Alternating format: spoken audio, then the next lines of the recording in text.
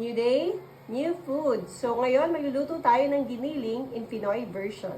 Tara, sabahan niyo ako. So, nagpapainit na tayo ng ating lutuan. And every time na nagluluto ako ng giniling, hindi tayo gagamit ng mantika.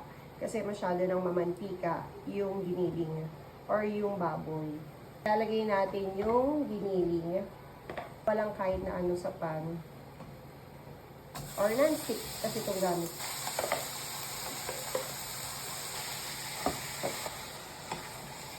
So, hintayin lang natin magmantika ito. Hinaan lang natin yung ating takpan muna natin.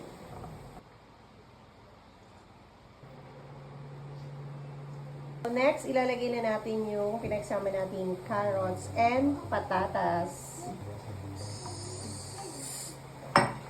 So, sinama ko na para mas mabilis siyang lumambot. Mabilis lang naman ito lumambot. Mapapansin niyo, luto agad. So, nahalo lang natin. Tapos, isasabay na rin natin yung bawang at sibuyas. Kasi, nagmamantika na siya. Lalagyan natin ng paminta, toyo, tomato sauce. Isang tomato sauce lang. So, nilalagyan pa ng tomato paste. Para mag-balance lang. May isa akong version ng giniling na ang nilalagay ko lang is tomato paste. Para siyang Mexican giniling. Eme, gano'n.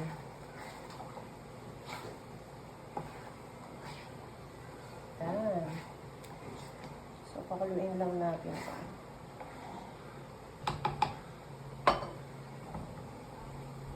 So, okay na yung ating giniling. Kita niyo naman yan, mamantika.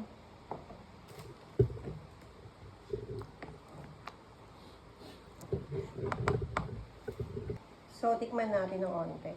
May egg ako dito para partner. Konti lang. Yan.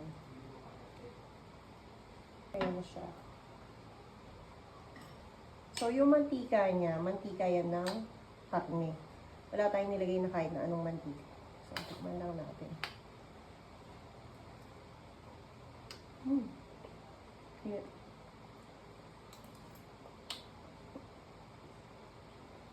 Ang sarap. Papa-exercise ka na naman. Sarap. Ito mo na masarap.